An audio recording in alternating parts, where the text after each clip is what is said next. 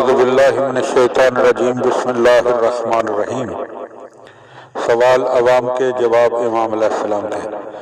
جابر جوفی کہتے ہیں امام محمد باقر علیہ السلام سے اس آیت شریفہ کے متعلق پوچھا گیا وَلَئِن قُتِلْتُمْ فِي سَبِيلِ اللَّهِ وَمُتْتُمْ، سورہ آل عمران جو کہ تیسری صورت ہے اور اس کی آیت نمبر 157، اور اس آیت کا ترجمہ ہے اگر تم اللہ کی راہ میں قتل کر دیے جاؤ یا مر جاؤ۔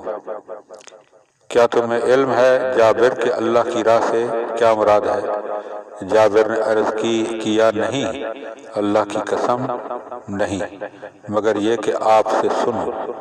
تو امام محمد باقر علیہ السلام نے ارشاد فرمایا حضرت علی علیہ السلام اور ان کے فرزندوں کی راہ میں مارا جانا، تو جو کوئی حضرت علی علیہ السلام کی ولایت میں مارا جائے وہ خدا کی راہ میں مارا گیا، اور جو کوئی اس آیت پر ایمان رکھتا ہے تو جو کوئی قتل اور فوت ہوا ہے اس طرح سے کہ وہ اگر مارا جائے تو اسے دوبارہ اٹھایا جائے گا یہاں تک کہ وہ فوت ہو جائے، اور اگر مر جائے تو اسے زندہ کر کے اٹھایا جائے گا یہاں تک کہ وہ اٹھایا جائے۔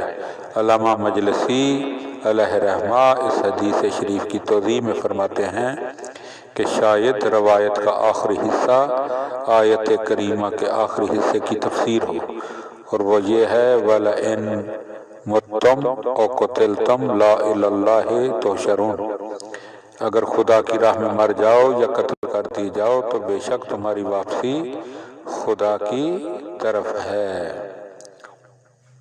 بظاہر یہاں حشر سے مراد رجعت ہے۔ اللہم صلی علی محمد و آل محمد۔